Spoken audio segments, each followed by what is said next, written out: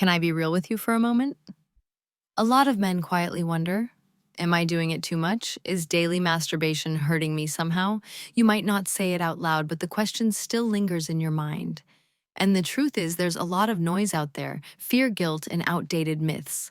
So in this video, I'm going to give you real answers based on science, not shame. We'll talk about what actually happens inside your body when you masturbate, often physically, hormonally, and emotionally. What's healthy, what's not, and how to take care of yourself the smart way. If you've ever had a similar question or experience, just comment number 1 below.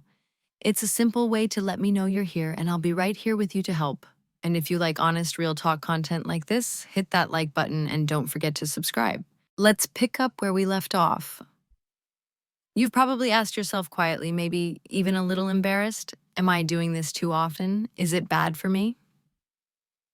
But here's the thing, very few men ever say it out loud. Not in locker rooms, not over beers, not even in the quietest conversations with close friends.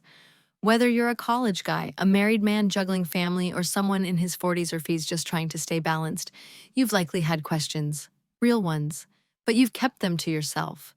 This silence, it's not just common, it's collective. And it's where so many misunderstandings start, because when no one talks about it, the smallest doubts start growing into shame, into fear, into a warped view of your own body. You might have heard things like, masturbation drains your energy, or it weakens you, or even it damages your masculinity. Some men worry that their bodies are being harmed little by little, every time they climax, that their hormones are being thrown off, or worse, that they're setting themselves up for serious health issues. But here's the real question. What's actually going on inside the male body during this deeply personal act? How does it affect you physically, hormonally, emotionally? Is there such a thing as too much? Are there warning signs we should pay attention to? This video is here to give you real answers. Not shame, not judgment, just science and honesty. You'll learn what your body's really doing, how to tell the difference between a healthy habit and a harmful pattern, and how to take care of yourself without guilt. And maybe, just maybe, you'll come away feeling a little more at ease with who you are. So, to understand this fully, we need to start at the root. What is masturbation really, and what happens inside a man's body when pleasure reaches its peak? Let's start with something simple but very real. Sometimes, a man just needs to release. Not because he's desperate, not because he can't find a partner, but because it helps him feel human again. Have you ever noticed how calm you feel afterward, maybe even sleepy?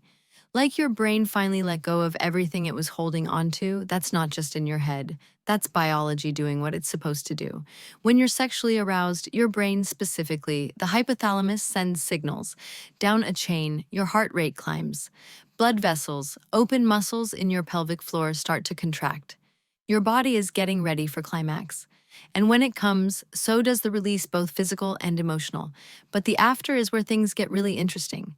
Your brain floods with dopamine, that feel-good chemical that says you did something satisfying. Then comes oxytocin, the bonding hormone, the one that brings comfort even if you're alone. And finally, prolactin kicks in. It slows you down, makes you feel drowsy. It's the reason so many men fall asleep almost instantly after finishing. So no, masturbation isn't just about sex, it's a reset. A quiet, personal way your body recalibrates itself physically and emotionally.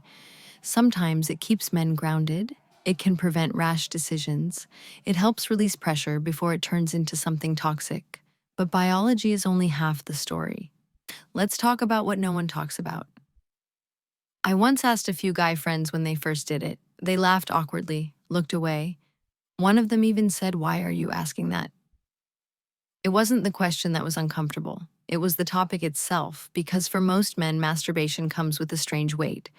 It's something they do often, yet feel like they shouldn't. They might feel better after doing it, and then instantly guilty, like they've crossed a line. Ever had that flicker of guilt, that why did I just do that moment? If you have, you're not weird, you're not broken. You're simply carrying a belief that no one ever helped you examine. We tell men, be strong, be logical, be in control.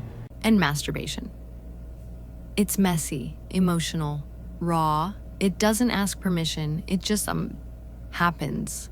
So naturally, the next question is how much is too much? What's healthy? What's excessive? That's exactly what we'll explore next. Let's be honest, how often is too often? I've had guys ask me, is 5 times a week too much, or even is twice a day still normal? But the truth is, there's no one size fits all answer. Every man is different. Different bodies, different minds, different rhythms. There's no magic number. What matters more is your age, your natural sex drive, your physical and emotional health, and most importantly, how it affects your quality of life. Still, here's a helpful guide. If you're in your 20s or early 30s, your testosterone is likely running high. Feeling the urge 2 to 5 times a week totally normal. Especially if you're single or living alone, masturbation might actually help regulate your energy. In your 30s to early 40s, things tend to stabilize. 1 to 3 times per week is common, and your rhythm may shift based on stress work or family life. Once you hit 40 and beyond, it's less about frequency and more about recovery and how you feel afterward. Masturbation can still be healthy, but don't pressure yourself to match the habits of your younger self. You're not failing if you slow down. Here's the real rule. If you're still sleeping well, focused at work, energized, and not feeling any shame, your body's probably telling you things are fine.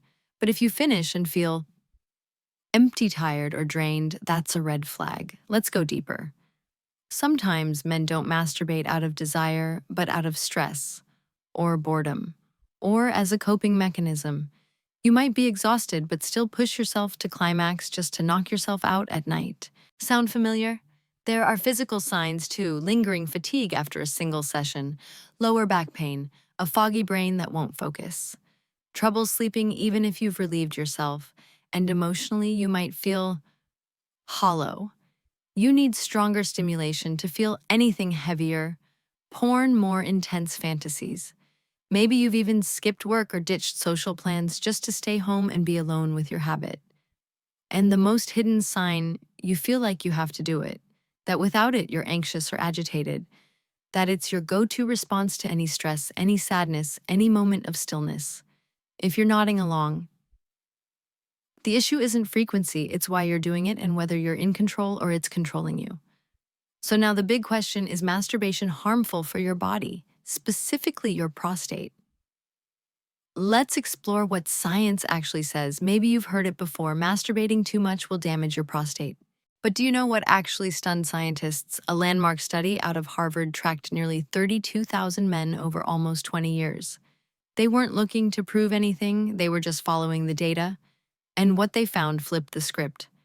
Men who ejaculated 21 or more times a month had a 31 to 33% lower risk of developing prostate cancer compared to men who only did it 4 to 7 times a month.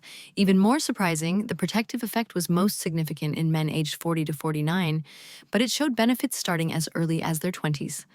Other research backed it up. An Australian study in 2003 found that regular ejaculation in early adulthood reduced prostate cancer risk after age 50. In Spain, the CapLife project found that men who ejaculated fewer than 3 times per month had a 2 to 4 times higher risk of prostate cancer. The results were consistent across the board. Frequent ejaculation, yes, including through masturbation, may offer a real biological defense. So why is that? Here's what's happening inside.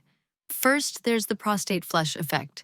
Your prostate produces 25 to 30% of your semen. If that fluid just sits there unused, it can build up along with old cells and waste products. Regular ejaculation helps clear the pipes, preventing inflammation and cellular mutations that could lead to cancer. Second, it promotes healthy cell turnover. Each time you ejaculate, your body activates millions of prostate cells.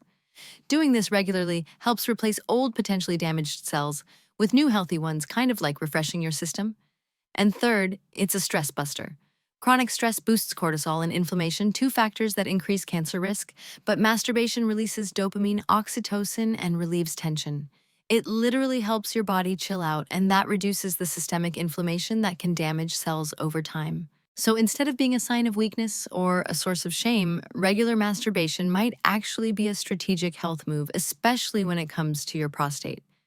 But before you get too excited, it's not all good news. Your prostate isn't the only system involved. Your hormones, your nervous system, your energy levels, they're part of the equation too. So, how does masturbation affect testosterone, your vital male hormone? We're diving into that next. Out of all the concerns men have about masturbation, one word tends to carry the most weight: testosterone. You hear it whispered on forums, mentioned in gym locker rooms.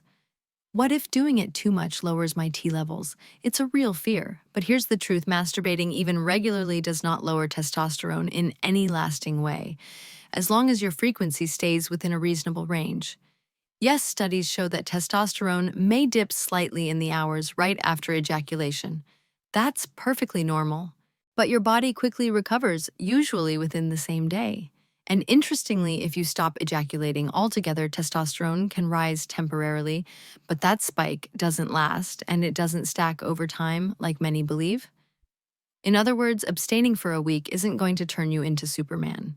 In fact, how masturbation affects your hormones has more to do with your overall lifestyle, your sleep, your stress levels, your diet, and your physical condition than with how many times you've climaxed. When done mindfully, masturbation actually supports hormonal health. It helps keep the sexual cycle active. Stimulation, release, recovery, regeneration, like keeping the engine warm so it doesn't rust. It also helps fight back against cortisol, the stress hormone that throws off your entire endocrine system. Controlled intentional release helps your body reset, keeping that internal balance steady. And for men who experience stress-related erectile issues, masturbation can be a safe, pressure-free way to reconnect with pleasure and avoid falling deeper into performance anxiety. But for masturbation to truly become a healthy part of your life, not something you rely on, but something that works with you. Your lifestyle matters.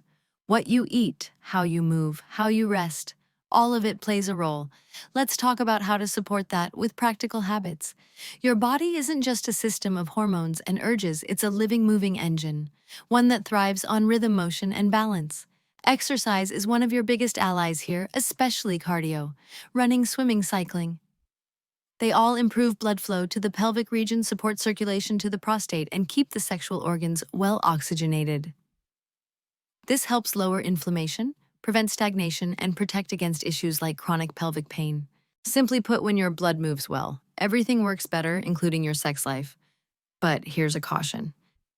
Intense training without rest combined with frequent ejaculation can drain you fast. Overtraining plus over-release leaves little time for your body to recover. That's why balance is key. Find the rhythm that fits your energy, not the one you think you should keep up with. Let's talk food.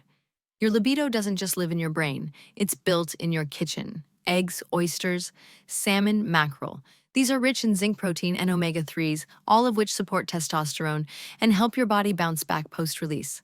Tomatoes, watermelon, and berries. Loaded with antioxidants like lycopene, which protect your prostate and reduce inflammation. But some things work against you: refined sugar. Processed fast food and fried oils raise inflammation and mess with hormone balance. Alcohol, in small doses, it's okay. But regular drinking disrupts sleep and tanks libido over time. A simple recovery tip: after sex or masturbation, try a light snack with protein and slow carbs like a boiled egg and a banana. It'll help your body recharge naturally. Now, let's talk sleep, the hormone reset button. About 70% of your daily testosterone is produced while you sleep, especially during deep REM sleep. Get less than 6 hours regularly, and your T levels could drop by 10–15%. And what about masturbating before bed? For some, it helps with sleep. For others, it overstimulates the brain and makes falling asleep harder. The key is noticing your pattern. Whenever possible, avoid doing it when you're exhausted, hungry, or stressed out. In those states, your body needs rest, not stimulation. Aim to align it with times when your energy is steady. Morning or early evening are often best. In the end, all of this works only if you're the one in control.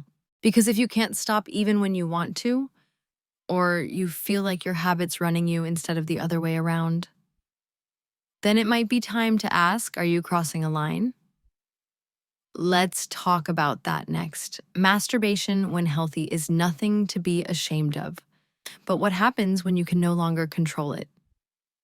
That's when we move into the territory of compulsive behavior, something many men experience but few talk about. One of the first red flags, you need more and more stimulation just to feel anything. It might have started with a few suggestive images. Then came full videos, then more explicit, more extreme content. Over time, your emotional response dulls. It's harder to feel aroused, harder to climax, and even harder to connect with a real partner. Eventually, this starts affecting real-life intimacy.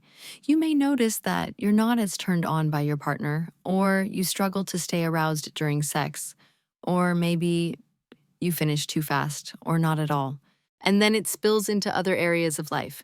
You find yourself doing it when you're stressed at work, right before important meetings, or even during moments that should matter more, like a date, a family dinner, or time with friends. You start feeling like you've lost time, lost energy, lost control. And when pornography becomes part of that cycle, the brain's reward system dopamine gets hijacked. Every time you watch explicit content, your brain rewards you with a spike of dopamine, that rush. But repeat it too often and the brain becomes desensitized. You need more, stronger, stranger. It becomes a feedback loop of overexposure and underresponse. The danger, you start confusing real intimacy with performance. You expect sex to look like porn, to feel like it. And when it doesn't, you're disappointed or numb. But here's the thing, you can retrain your brain. Start by cutting back on pornography. Try using your imagination instead. Close your eyes. Feel what your body feels. Practice mindful masturbation where the goal isn't just release but presence. Awareness. Notice what's happening inside you emotionally, not just physically. Because when masturbation becomes a secret shame, it changes the way you see yourself. And that leads us into something deeper. I've spoken with many men who've told me quietly, I feel weak when I do it alone. Like I've failed with women. Like I'm not man enough. This is more common than you think. We've been conditioned to link masculinity with sexual conquest, with dominance, with control. So the idea of taking care of yourself even tenderly feels less than. But here's the truth, masturbation doesn't mean you're sexually weak. It doesn't mean you're inadequate. If anything, it shows that you're aware of your needs, in tune with your body, and capable of navigating pleasure on your own terms. That's not weakness, that's mastery. And let me say this clearly, caring for your body, including sexually, is a responsible, deeply masculine act. There's nothing embarrassing about it, nothing to hide. Now, what about relationships? Many men in long-term partnerships still masturbate and then feel guilty about it. They worry their partner will think, am I not enough for you anymore? Or worse, you must be fantasizing about someone else. But the truth is, masturbation is a personal act. It serves a different purpose than shared intimacy. It doesn't mean you've lost attraction. Sometimes it's about stress release or reconnecting with yourself. If you feel safe and supported, you might even want to share that with your partner. Not as a confession, but as a window into your inner world. Some couples even find it deepens trust. It opens conversations about desire, boundaries, and self-care. Because when you understand your own body and emotions and you can talk about them without shame, that's when you're truly stepping into your power. That brings us to the heart of this whole conversation. So let's be clear, masturbation isn't bad, it's not dangerous, it's not shameful. When done in a mindful, balanced way, it supports your health, from keeping your prostate healthy to balancing hormones to relieving emotional tension. The problem isn't the act, it's the relationship you have with it. If you're in control, if you're listening to your body, adjusting based on how you feel, it becomes a tool for wellness. But if it starts controlling you, if it isolates you, exhausts you, or confuses you, that's your signal. That's your body asking for a reset. So what can you do? First, listen to your body's signals. Fatigue, restlessness, back pain, disrupted sleep, frequent urination. These are not just random annoyances. They're your body's way of asking for attention. Second, take action. Start small. Adjust your sleep. Clean up your diet. Move your body more. Cut down on overstimulating content. And most importantly, don't wait until something's broken to get it checked. Preventive care isn't weakness, it's wisdom. And finally, let me leave you with this. You don't have to hide. You're not less of a man because you masturbate. You're not broken. You're human. In fact, the man who chooses to understand his own body, who dares to ask hard questions and live in alignment with his truth, that man is powerful. And if you've made it all the way here, then you're already choosing to show up for yourself. I'm not here to judge you, I'm here to walk with you. And I hope today's conversation helped you feel seen, not shamed. If it did, leave a comment, even just a one, to let me know you're with me. And if you found value in this, give the video a like, subscribe to the channel, and stay close. We're just getting started.